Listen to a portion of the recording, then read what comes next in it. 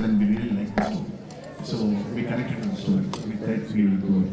And of course, Rajmouli being the director, and we know that he can pull it off, and he has the capacity to pull it, the capability and the How are you so confident in investing that much crores of money into one film?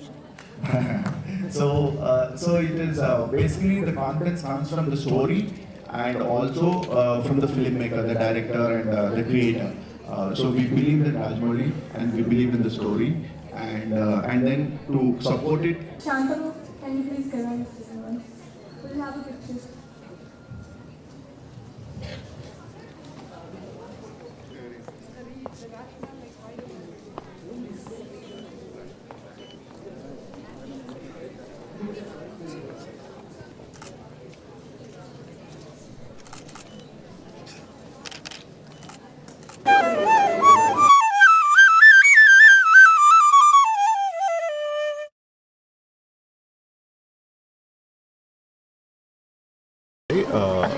Good morning, Andy.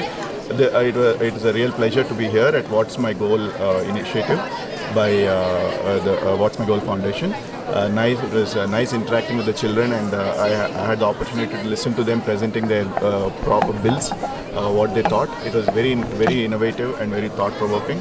I really appreciate the team at What's My Goal for doing this initiative, and wish them all the best. This is Dr. Shanta Thotam. I'm the Chief Innovation Officer of Telangana. So I'm really happy to be part of this event today. In fact, congratulations and best wishes to Chitrali and the team for putting together this event, wherein we got students from how many? 50 schools? Yeah. And almost 600 to 700 students who were here to very enthusiastically participated to become the future leaders. They are aspirants. They wanted to kind of explore options on what career path they have to take so that they carve a niche for themselves. It's very interesting to hear their thought process and also share our thought process too, like what Government of Telangana in fact has been doing for catching hold of these young youth from across the 33 districts of Telangana. So in fact it's a very humbling moment that I'm part of this event and kind of speak to all the youth who are the future leaders of this country. I'm Chitrali, co-founder at What Is My Goal. This event today is where we are meeting the under 18 election officers and MLA candidates. They have all gathered here to understand the process of policy. They understand, and experience policy making and politics.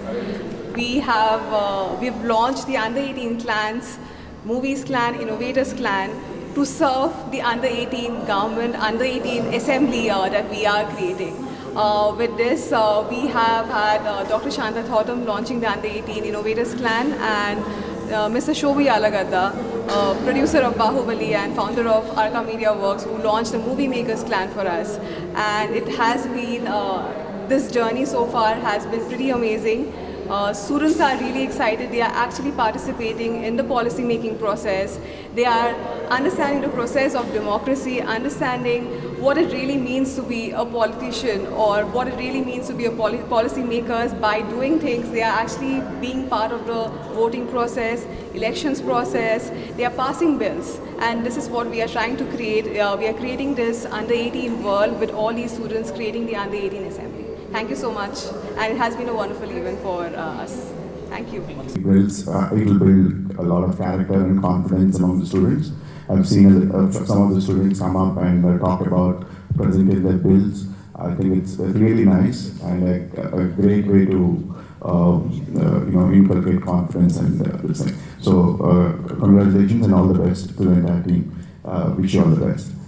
So coming back to your question, so film production, just to first go back one step back, what is a film producer? So just to understand first what is film producer, because most people think film producer means just financing or putting money. Well, that is one aspect, but that's not the only aspect. The more important and the critical aspect is understanding, first having a passion and understanding what the story is about, what kind of stories appeal to you or me as a producer, as an individual producer, and do you see merit in that story?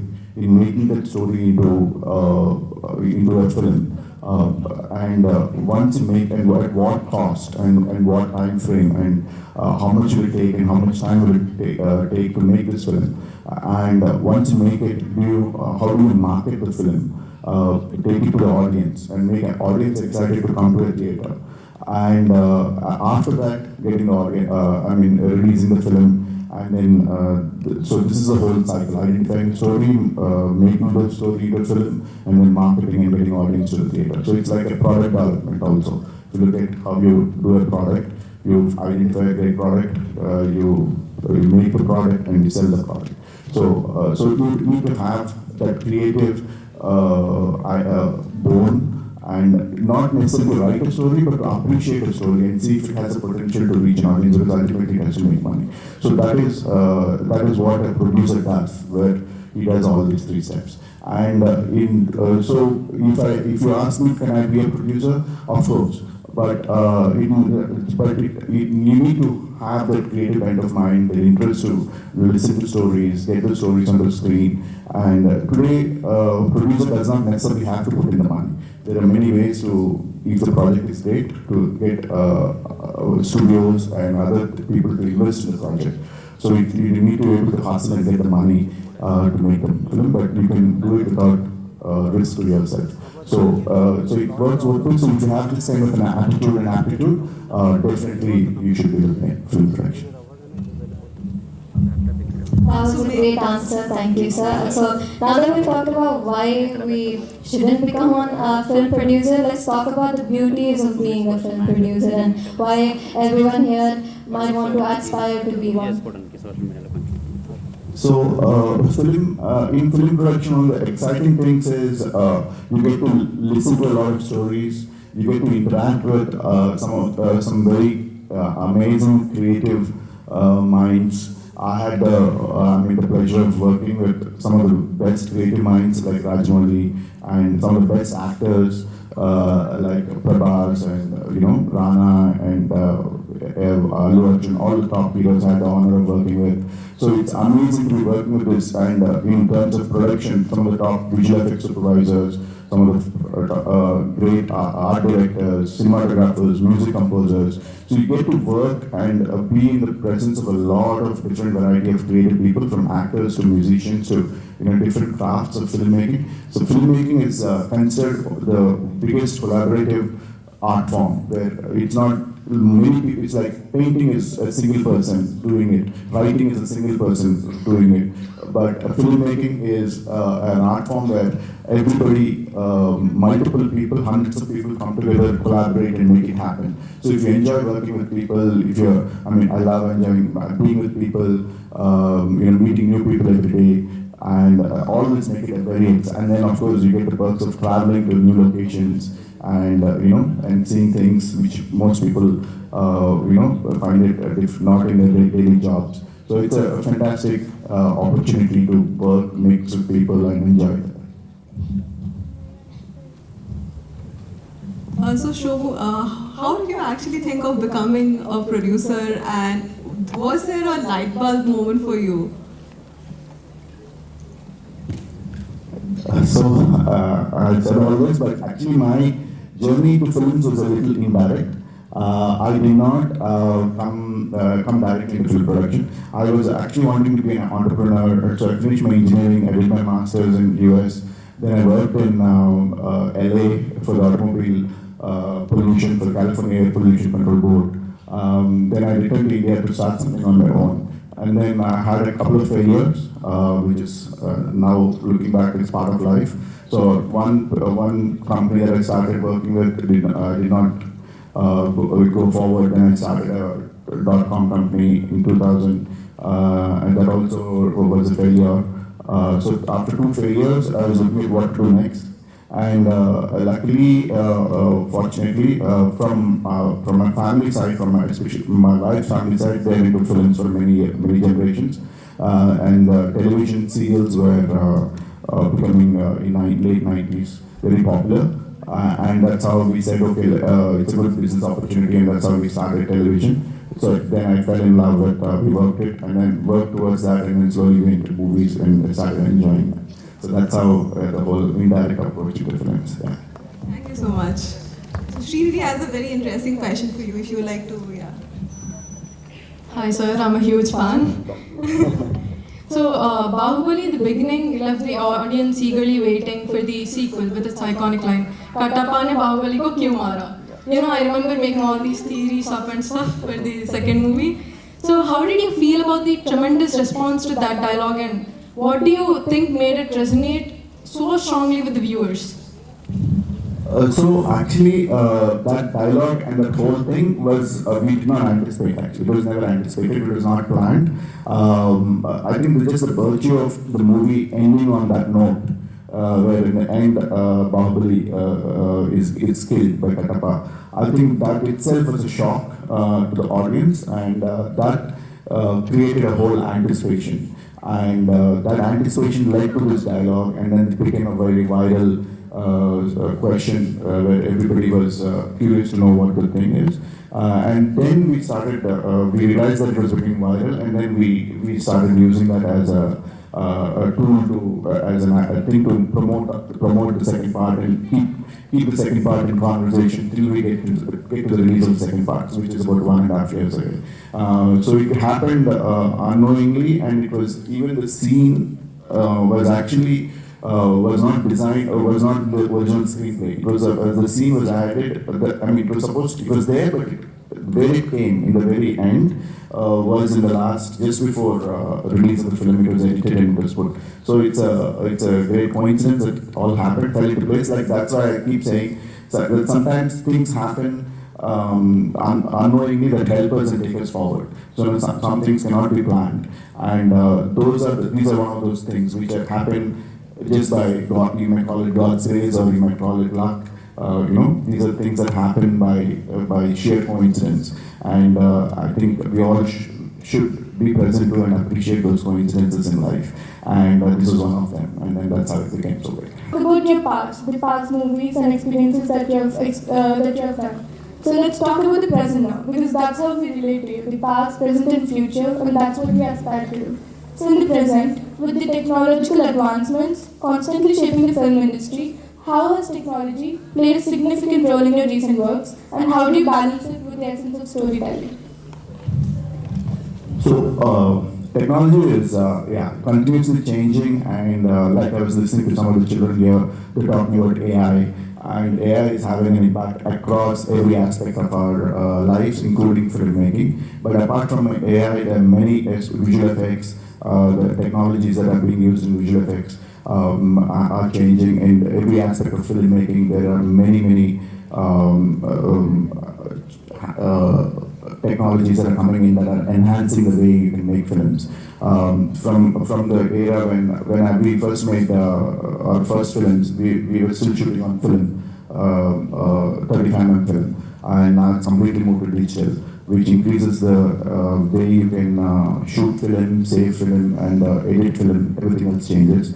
Even music, which was most of the time composed with live instrumentation. Now it's moved to electronic and digital music, where you compose mostly on digital, with just a keyboard and a few instruments. You can compose music, and of course visual effects. Bahubali was one of the front runners in Indian VFX and animation. We used a lot of technology from motion capture to performance capture, everything else to enhance. And they're now game engines. Many of you might be playing games, and they're driven by what is called a game engine, like Epic or Unity, Unreal game engines. And those game engines are now becoming very powerful, enabling us to use that in the creation of digital assets and everything else. And going forward, I think digital humans, where you create actors in fully digital humans and fully digital environments, and AI is going to play a very important role in writing a script. It will not replace the creator, but it will give a lot of help, assistance in making the creative process faster and better, whether it is in composing music or writing scripts, and everything else. So there's a lot of ways technology is playing. I can go into a lot of depth in it, but specifically if you ask, I'll tell you more. So under 18 world, they are pretty much, into technology. They're using technology for a lot of things. And what we have gathered here today is to collaborate. And collaboration is the key to, even in filmmaking, collaboration is very crucial.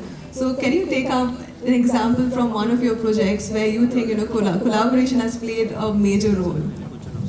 Absolutely. I mean, like I said, the filmmaking itself is a collaborative art form, and depending on the size and scale of the film, it can be from 100 people or 50, 70 people to anywhere between like Bahubali. There were days when we had 1,000 people on the sets, 1,000 to 1,500 people on the sets of Bahubali, and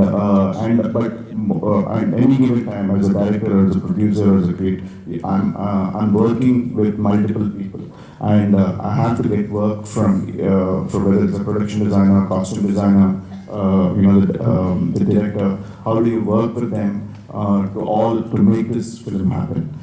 So you need to be a team person, ability to work with them, listen to their points of views, and get their inputs. At the same time, as a producer, I need to tell them what they can do and what they cannot do, and where to draw the line. So without negating them or without putting them on the defensive. So it's a whole teamwork where we work jointly and need to create an environment and excitement of collaboration where everybody shares and contributes to the bigger picture, which is bring the director's vision on the screen and make the film a success. So it's one of the most collaborative and team-driven work environments. Absolutely, sir. So before we move on, we wanted to take a few questions from the audience as well, because the audience here has been waiting eagerly, I think, to ask questions. So we can have a few questions from the audience. We can move the mic around, yes. BHA, Telangana State Innovation Cell, RICH, tasks, emerging technologies, YHub, all of them are providing those resources for you to become good entrepreneurs. India being Bharat, most of us live in tier 2 and tier 3 cities, right? How many of you guys are from tier 2 and tier 3 cities? Very few. I am from a tier 2 city, Warangal. So, our Honorable IT Minister KTR sir always thinks, by the way, it's his birthday today. Okay? So, we'll celebrate it in a bit, after I'm done. I'll keep it very crisp. So, he's a very visionary leader, and he always thinks about, the youth. That's you guys, the future leaders. How would we kind of capture the passion of this youth? Sir always says, the youth from tier 2 and tier 3 cities, tier 1, 2, have a lot of passion, fire in their belly, and we have to catch them very young. So Telangana State Innovation Cell, which I am heading as a Chief Innovation Officer, our vision is to build and nurture the culture of innovation, especially rural and grassroots innovations across the 33 districts of Telangana, across the state. Right? We have T-Hub. We have all these ready-made entrepreneurs, who are kind of getting space at T-Hub, leveraging all the resources and scaling up their innovation, their startups and going global. But at the same time, if there is a very, a young guy from Warangal or Mehboob Nagar or Adilabad who is an entrepreneur or an innovator, but wanted to kind of, leverage the resources which are available from the government end and kind of scale his or her innovation to the next level. But someone has to help, right? That is Telangana State Innovation Cell. We will do that. We will kind of do that hand-holding for them. So we scout them, we say like, you are innovating, like your innovation is very novel, you have identified a problem statement, and then your innovation can be scaled up. So we are scouting, we are recognizing them as Telangana innovators, and then we are taking their innovations to the next level, that's scaling. Okay, besides that, we are a nodal agency, we do a lot of things. So I'll tell one quick story of one of our innovators. He's from Suryapet, tier 2 city. Most of you guys know tier 2 or tier 3? Suryapet. Tier 2. Okay, let's go with that. And he's in fact 10 plus 2 and he is from a farmer's background family, and he saw his mom, his dad, everyone kind of toiling a lot. And then even for sowing seed, women has to kind of bend down completely, right? He said there's a Herculean task on the back of this woman. And he came up with this innovation. It's a stick. You put a seed and you just kind of poke that stick into the soil. And the seed goes and then it gets buried. Very simple innovation, right? Women can just take that stick. Boom, boom, boom. Did you guys think about it? He was just like you guys, school student. But the story did not stop there. He went on creating more agriculture instruments, innovative products. And the best part of it is, those innovations are economical. A farmer can afford them, right? A stick is 600 rupees. Anyone can afford it, right? If it is 60,000 rupees, it's really big burden for a farmer. But this innovator is giving that stick, selling that stick for 600 rupees, which is nothing in this world, and solving a bigger problem. You are kind of avoiding the back pains. Once you get a back pain after 40 years, it's not that easy. Your teachers will definitely vouch for that, right? Once you have back issue, it's not easy to kind of get rid of that pain. It's really, really worst. You cannot sit, you cannot sleep, it will kind of like, kind of crumble your life, like it will kind of like make you sit at one place. So he solved that problem. Again, multiple, various innovations he came up with, and he reached out to Telangana State Innovation Cell, and we have T-Works, India's largest prototyping center, another brainchild of our IT minister. So he started his fellowship over there. He tinkers around a lot, right? He's not an engineer, but he knows how to make things. He can break things, he can create things, he can solder things. So he started tinkering around, and very recently he came up with another innovation that can spray pesticides. Again, for economical price. You might be thinking, we already have drones which are kind of spraying the pesticides, right? You guys know that? Yes, ma'am. Drones are being used? Yes, ma'am. Right? But again, what are the problems with flying drones? Electricity, battery. Very nice. I don't get to hear your answers, but I like the enthusiasm, like, the way you wanted to kind of. The farmer is not carrying the pesticide bag on the back, but he has a small vehicle that he created, and the spacing between the two wheels can be adjusted, so that based on the crop, the farmer can adjust the spacing and pesticide, kind of spray the pesticide. So it's very innovative. And again, he did not stop there. Okay, so he was invited to participate in Nebraska, Lincoln, Nebraska, in a very famous conference in America. So right now he is in America at 10 plus 2. You'll move on to something else. So even teachers are innovating, researchers are innovating, everyone is innovating, big companies are innovating. You know the Kodak story? You guys are not born, okay? So Kodak, when we were growing up, so the concept of digital cameras was not there. Cell phones were not there, okay? We used to have those landlines, and whenever we have to take pictures, it's like a camera, it's good and bad, okay? Good thing is like you are very conscious about taking the pictures, but the bad thing is you can take only very limited pictures. Now like with the selfies and everything, you can take zillion pictures, right? So Kodak did not innovate. This is like they were a little late in the innovation. They thought like, oh, everyone is kind of like happy with, the roll and film roll and everything. But Steve Jobs came into the picture and he said like, you know what, I have iPhone for you guys.